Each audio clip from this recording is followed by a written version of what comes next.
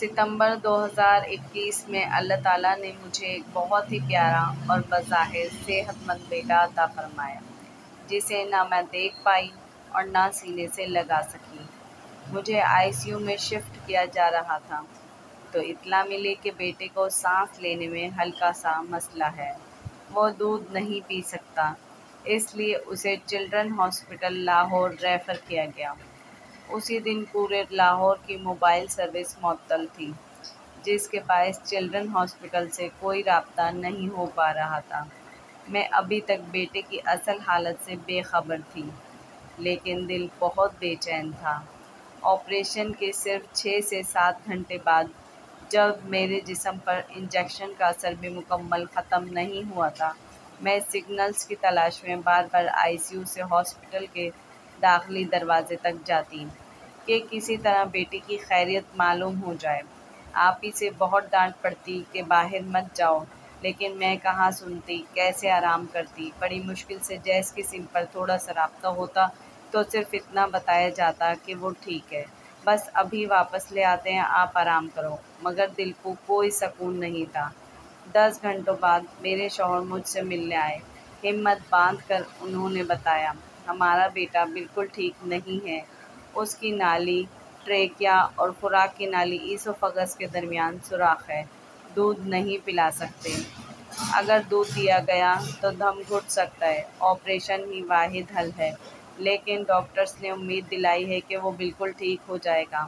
ایسے کیسز ہوتے رہتے ہیں اور کامیاب علاج ممکن ہے۔ میں ان کی آنکھوں میں چھپی ہوئی جھوٹی تسلیاں دیکھ رہی تھی۔ وہ مجھے حقیقت سے آگاہ رکھنا چاہتے تھے اور ساتھ ہی میری جسمانی حالت کا بھی خیال رکھ رہے تھے۔ وہ چاہتے تھے کہ میں آرام کروں، زخم خراب نہ ہو، لیکن دل کو سکون نہیں تھا۔ ڈاکٹرز آپریشن کو رسکی ہی بتا رہے تھے، لیکن تسلی دی جا رہی تھی مجھے، دوائیوں اور انجیکشن کے اثر سے نیند تو آ جاتی مگر بے چینی پھر بھی باقی رہتی۔ ادھر چلڈرن ہاسپٹل میں ایک دن کے معصوم بچے کا آپریشن جاری تھا۔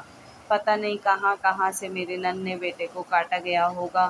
کتنے گھنٹوں تک یہ سب چلتا رہا۔ دل میں بے بسی، تکلیف اور ایک چھپی ہوئی امید تھی کہ میرا بیٹا انشاءاللہ ٹھیک ہو جائے گا۔ بس دل سے یہی دعا نکلتی، یا اللہ میرے بیٹے کی آخری تکلیف ہو یہ، اس کے بعد اسے زندگی بھر کوئی چھوٹا سا زخم بھی نہ لگے۔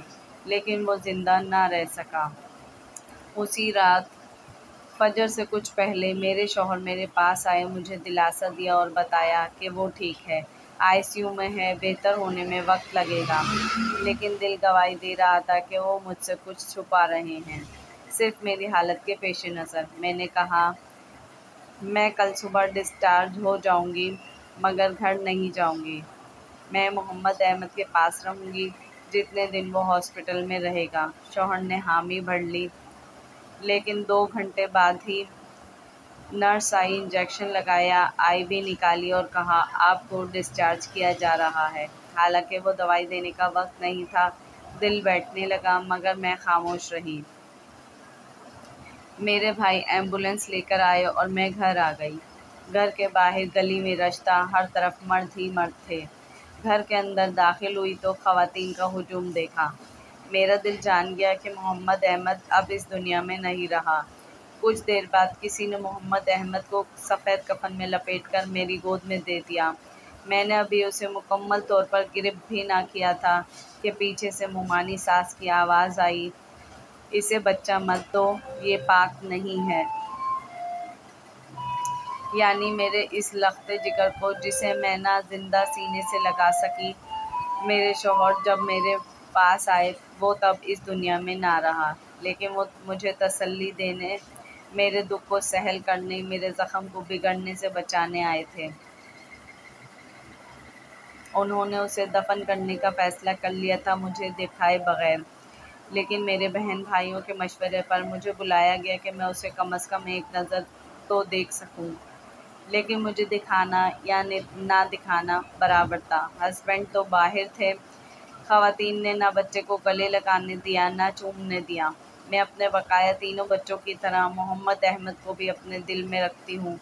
کیا ہوا جو اسے پال نہ سکی؟ مجھے یقین ہے وہ جنت میں ان تینوں سے زیادہ کہیں پرسکون ہوگا۔ اللہ پاک ماں باپ کو اولاد کا دکھ نہ دے۔ یہ کبھی نہ ختم ہونے والا ناسور ہے جو آخری سانس تک چلتا رہتا ہے۔ یہ ایک بہن کی کہانی ہے جو میں نے آپ لوگوں کے ساتھ شیئر کی۔ خواتین سے کہنا چاہوں گی ایسے موقع پر اتنا زیادہ ظلم نہ کریں کہ ایک بچے کو اس کی ماں کی گود میں تک نہیں دیا۔ ویڈیو پسند آئے تو چینل کو سبسکرائب کریں۔